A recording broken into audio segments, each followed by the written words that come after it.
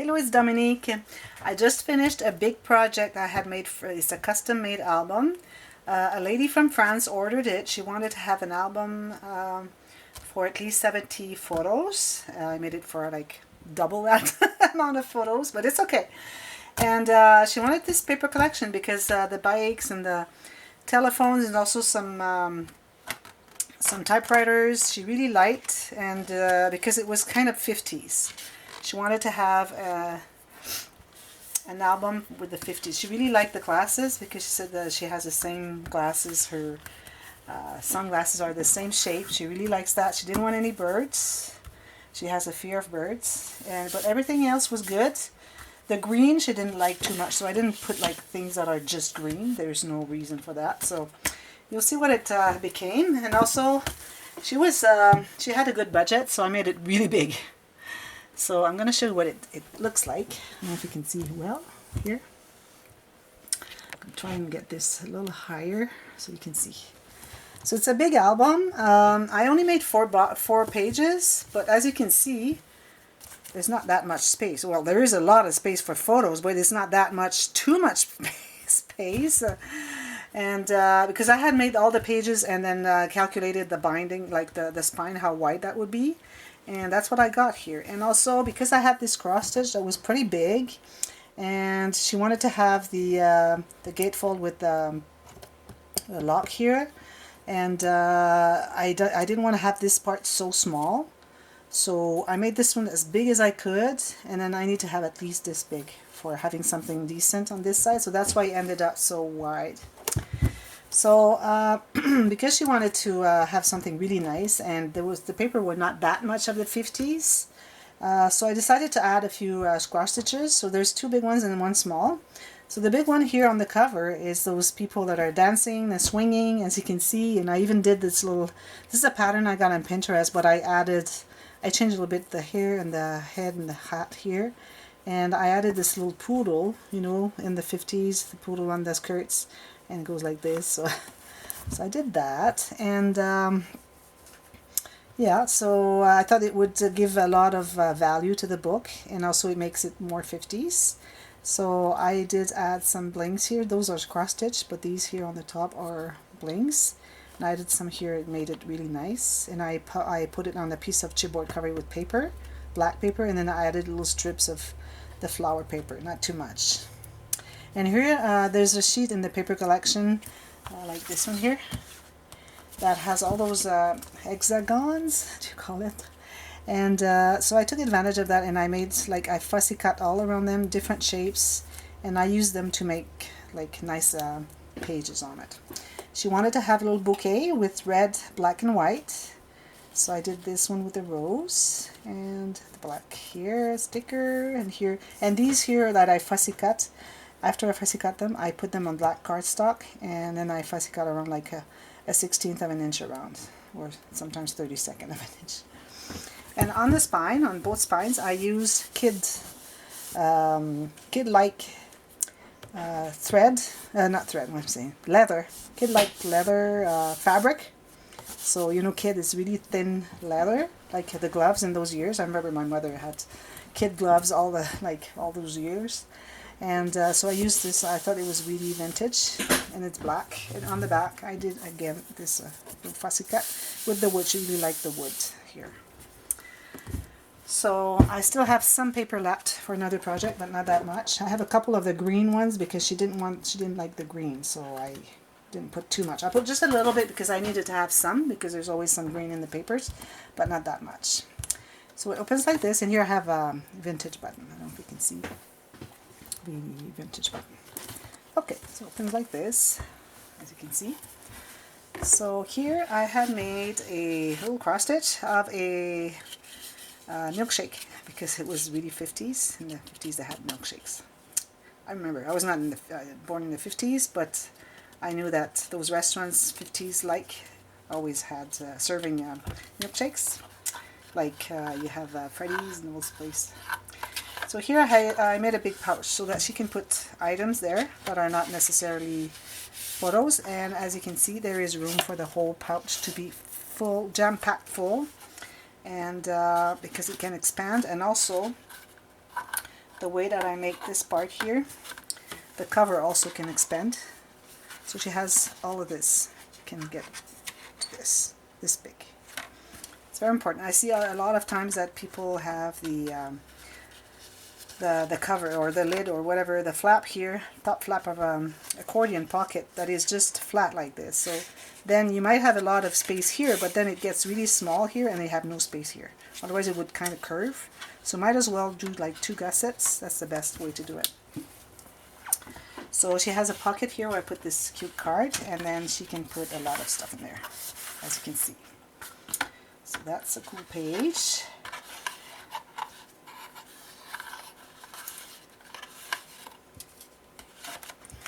Also here, first page, so we have 4 pages, one black, red, white, and another black. I wanted to make 10 pages because she wanted to have a, even though it was only 70 photos, or there's one missing here.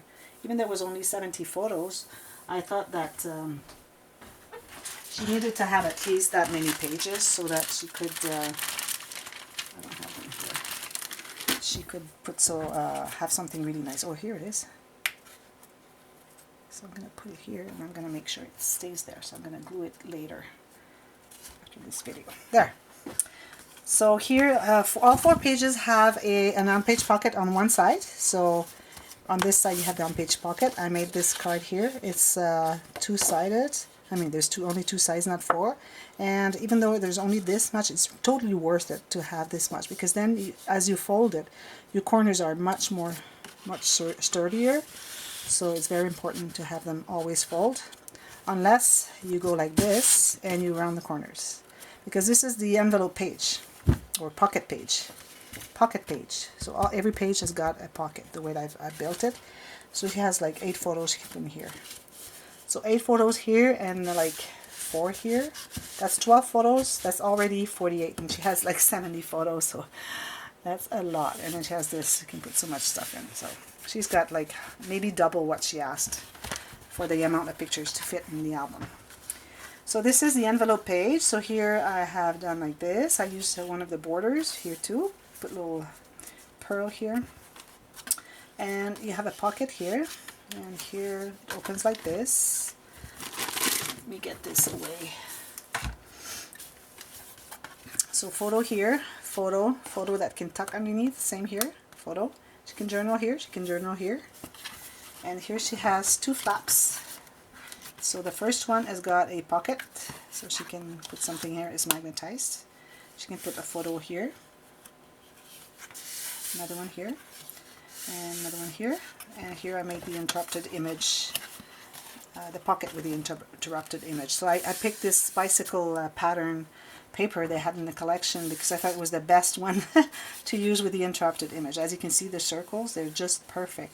They don't like stop here and then start over there. That would kind of break the tire there. So you can see that this portion that's the border is still on the paper. It's underneath. I kind of just slide it a little bit inside. And here she has a pocket for tiny little messages or little tickets, whatever. And these 2 pockets go all the way down. So that's the envelope page pocket. Envelope page. I call it envelope page because, first of all, I see often people have this page, this interaction, and they have to go dig with their hands, and it's not very easy. So I said, okay, I'm going to open it, so it's going to be easier to access. And if we open it, why not make so many flaps and pockets and all sorts of things? And also because sometimes I have the envelope closure like I have here, right here. But here, because I had 2 interactions, I had this that closure, I decided to go just with the ribbon here. And she can still put a couple photos here. Okay, next page. So as you can see, my pages, they lean on one another because I have this extra gusset that I made. This is my stack and fold binding system that I have created. It is not Kathy Ortha's Hidden Hinge Plus binding system. It is my own stack and fold, so it's different, so that you can have like different, it doesn't have to be the same. As you can see, this is not the same width as this one. You have more here, you have less here, so you can decide wherever you want to have them. After you have made all the pages, You put them and then you decide on the width, and then after you have made all the book, the base of the book, and you're ready to put the pages there, you just put them there, and then you see exactly where they want to go depending on their thickness, and then that's where you just glue them. That's it. Easy peasy, huh? So here you have this little pocket. I would just put this little card because there was this card in the paper collection. And this is a big pocket. It's a box pocket. You've seen that tutorial if you want to do it. It's on my channel, and if you're looking for it and you can't find it, just let me know. I'll give you the link.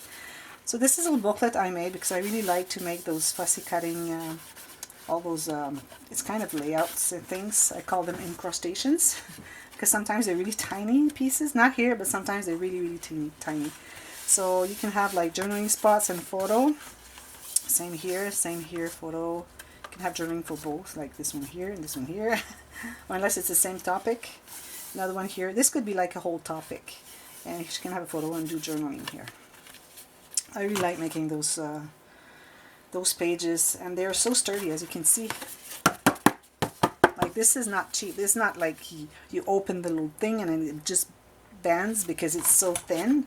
I use heavyweight cardstock in every single pages that I make, and also for the pockets and all the interactions. Sometimes maybe for matting, if I need a specific color and I don't have it in heavyweight, then I would use the regular 65 pound, but here is all 80 pound craft, paper, scrapbooking paper. So here she wanted to have a little booklet where she would have 10 pages, so she has 10 pages. That's 20 pages because it's 5 sheets folded in 2. And she can put a photo here, and she can tuck it here, and same on this side, tuck here. So these 2 booklets just fit in there.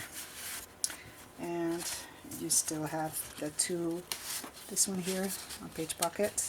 And I fussy cut these, I fold it in 2 so that you can see it's in the back as well. And yeah. And also all the pages here in they're all double, and they're all the same size, same thing on it. So I won't get the other ones out. You've seen them. There we go.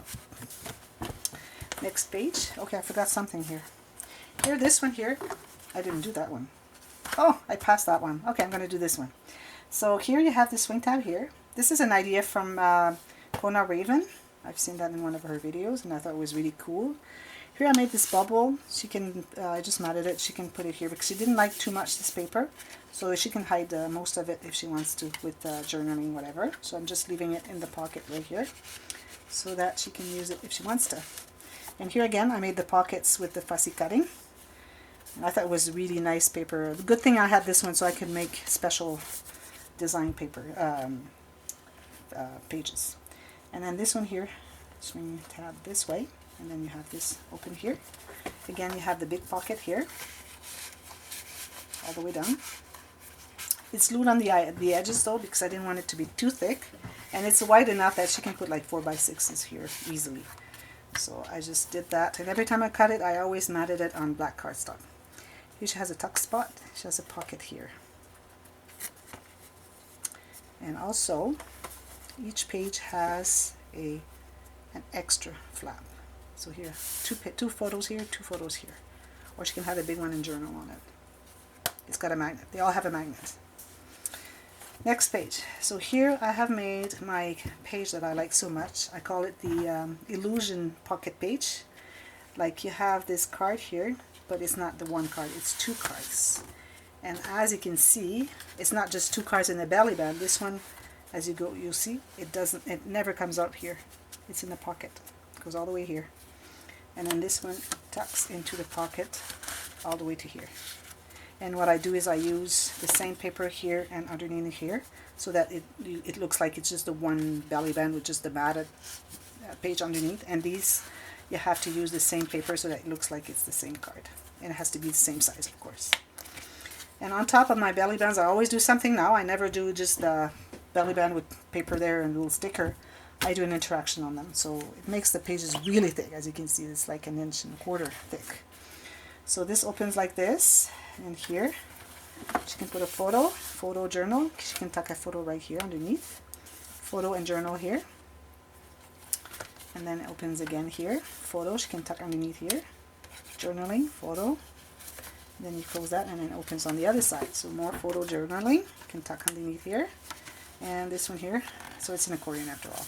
2 photos here, another one here. She can always journal here, but I don't think there's much space there.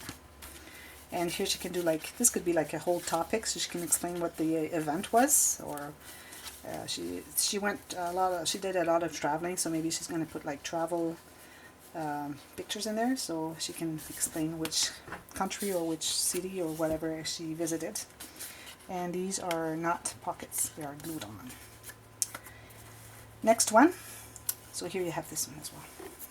Here, a large photo, a lot of journaling, and then 2 photos here if she wants to. Always with a magnet. This one is the waterfall cascade, so she has 6 cards. You can put 1, 2, 3, 4, 5, 6, 7, 8, 9, 10 photos. This one I would leave that way, but you can still always put a photo there. And you have again the 2 cards in the pocket page and the on-page pocket. And it opens this way. So here I made another cross stitch because I wanted it to look like the 50s. So she really liked the card. I suggested a couple of cross stitches that she could have her album. She could have it in her album. So she really liked this one. So it took this one took me 2 days, and the one on the front cover took me like 3.5, maybe 4 days just to make the cross stitch. So this one I just put some paper, random diagonal paper, and then she just put that there. Maybe I could add a couple of blings here. Oh, I did some here, so that's good. And lovely day, like when you have your nice sports car, you go when it's nice outside. So lovely day, I thought it was the right paper to put right here.